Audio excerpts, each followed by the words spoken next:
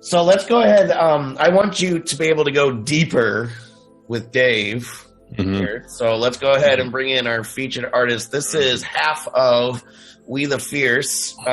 His name's Jay, right? That's right. Living in a place called Chirac, Chicago, that is, for those of you that don't know what I'm talking about. So We the Fierce, man, we were talking in the green room that this was a very easy pick for featured artists. Sometimes when I'm listening for featured artists or trying to find people for the show, I listen to a lot of music, and when I listened to probably about a minute of the song we're going to listen to, and I was like, yes, these guys are perfect. And I, saw a couple of your pictures and saw like what you guys are doing. I think it's really cool. So I just want you to just sort of introduce yourself, tell everybody who you are, what you're doing, and then give an intro to the song "Here I Come Again" is what we're going to listen to. Is that the right name? Yeah, I know it's a little ambiguous title wise, but it's called "Here I Am." I know the chorus says "Here I Come Again." Okay. That was actually the original title of the song, but yes. So we are We the Fierce. The other half of We the Fierce is on tour with a solo project at the moment. But we're a two-piece band. We're based out of Chicago, Illinois. We're a heavy blues rock and roll band, and pretty cut to the chase, man. There's really no fluff when it comes to our band. Cool. We're going to get to that when we go deeper with Dave. God, yeah. So what is the name of that song again? Here I Am? Here I Am. All right, let's take a listen to Here I Am by We the Fierce. We'll come back and we'll get deeper with Dave. Charge. Where do I find the juice to press on when I'm weakened and disarmed? I'm tired, I'm broken, I'm beat down and I'm bruised. Desperate for a single spark to light my fuse. I've been torn limb from limb, lost the earth on which I stand, fought and clawed my way back again. Here I am, here I am, here I come again. Here I come again. Here I come again. Here I come again.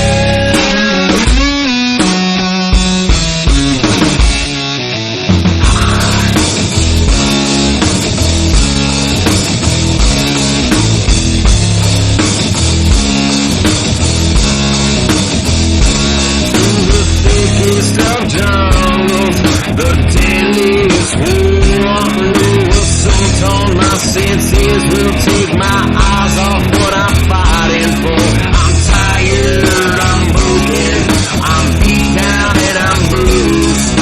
Set up for a failure, but I will refuse. Fought and clawed my way back again. Here I am, here I am, here I come again. Here I come. All right, Jay with We're the Fierce. That was your song, Here I Am. And let's go get deeper with Dave. Let's do it. Let's get so deep. Is there like a vignette or something, or was that BS? Man, Joe, you got me excited for that, man. That's why we're going deeper. Oh, jeez.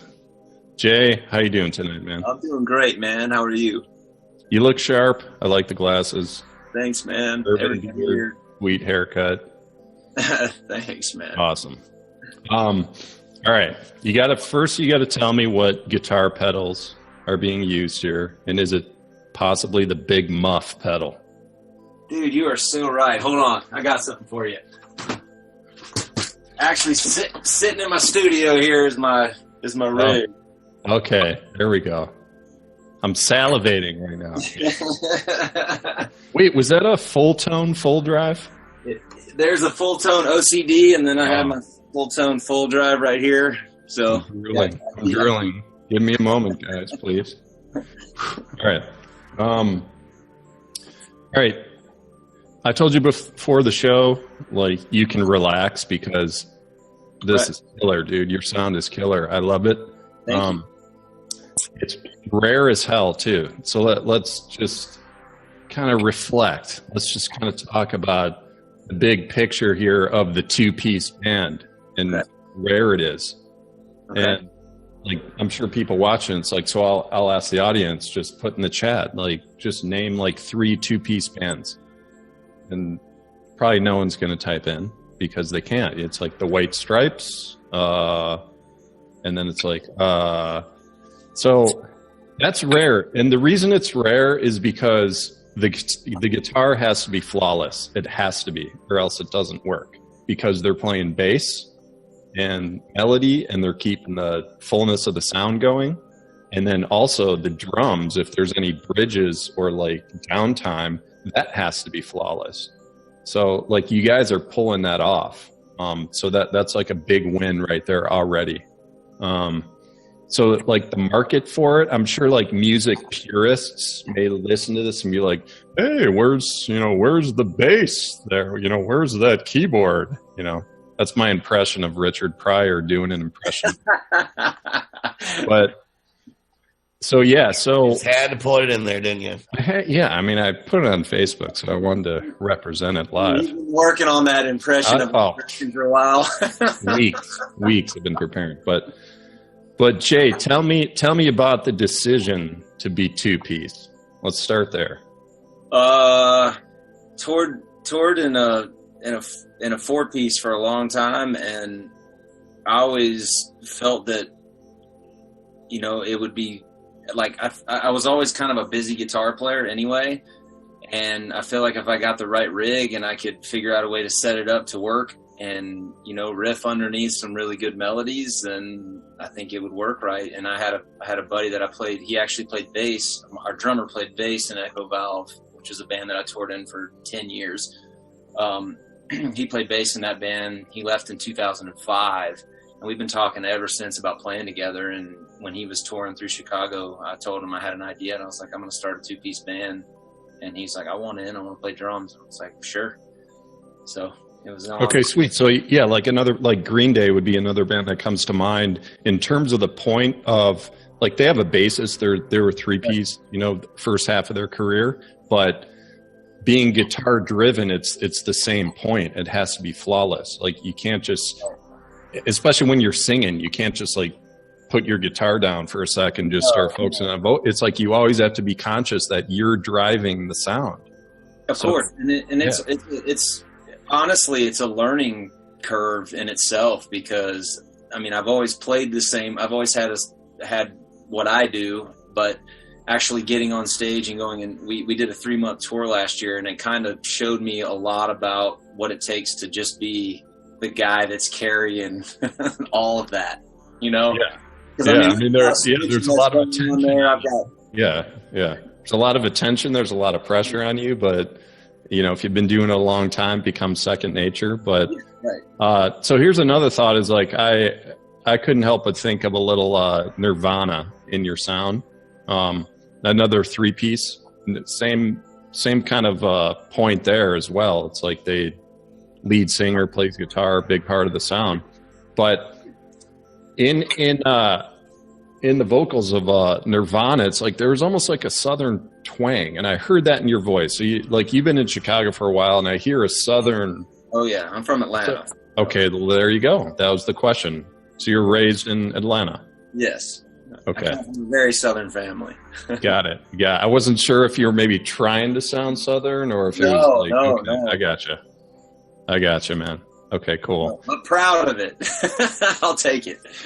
Yeah, so like, I guess to kind of reiterate one of the early points of like the perception of the music purist of like, hey, where's the bass? Where's this? It's not full enough or anything. So you look at the market of like a band like the White Stripes, and they become world famous and sell millions of records and make millions of dollars. And the drums aren't even that good in the White Stripes. So it's like, I mean, if you're breaking the mold.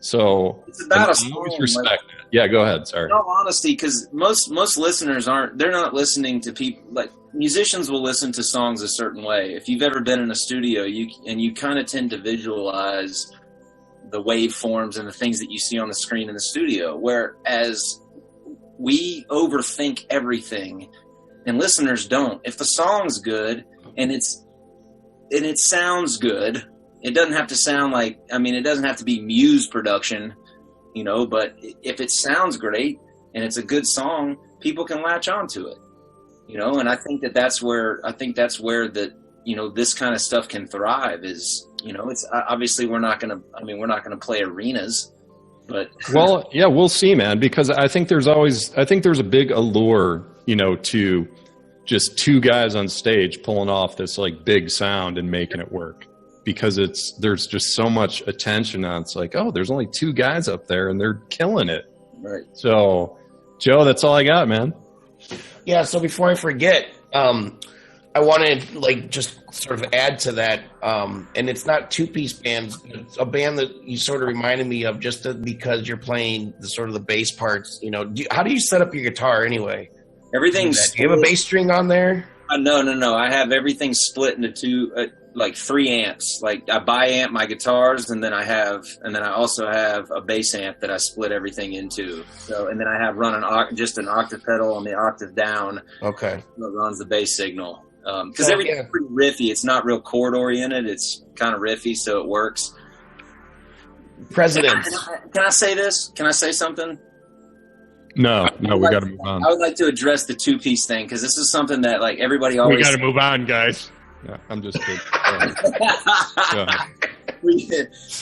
No, the two-piece thing always gets addressed, and it's like, man, it's so thick for two people, and it's like, well, don't. Like, music's an auditory thing. It's not a visual thing, you know, when you're listening to it. So I want people to not even think about the fact that it's two people. I mean, it wasn't a gimmick. It wasn't meant to be a gimmick. It was more of like, hey, we're a little further along in our career. We want to make a little more money when we go tour now. Sure. We don't have to pay more people, and we don't need to.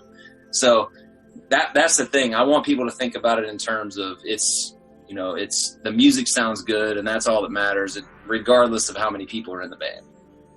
Cool. Yeah. So, Presidents of the United States, you know, Love them. There's another one. Your sound, it's not exactly like it, but that's what my mind kind of went to when I was listening to you, is a mix of course, well, you know, Dave brought up White Stripes because of the two-piece thing, but just the guitar tones too, just those crazy ass, you know, pedals all over the place. So yeah, I would say, I'm not comparing to anybody, but like just to add my 2 cents, you know, Presidents and White Stripes and stuff, that's where I always went to as far as where you guys kind of sit, you know. Cool with me. So cool. I don't see about bugs and elephants and dune buggies and things, but that. The President is one of the coolest bands ever. That's one of my favorite albums of the '90s, by the way. Oh yeah, definitely. Yeah, me too. Cool. So this is where we let you go, but I want you to, you know, give a shout out or whatever you want. Thank you to anybody, or tell us where we can all find your music, and you know, where to get in touch with you. Sure. You know, first of all, I want to thank you guys, and you know, for championing bands like us. You know, thank you guys very much. We appreciate it, and I'm sure that everybody that you've done this with it means a lot to us. So thank you very much, and everybody out there, keep tuning into these dudes because they're cool. I agree with that. Yeah. You can find us at WeTheFierce.com, Facebook /WeTheFierce, every social media /WeTheFierce. And we'll be touring again this spring and summer. If we hit your town, we would love to see you.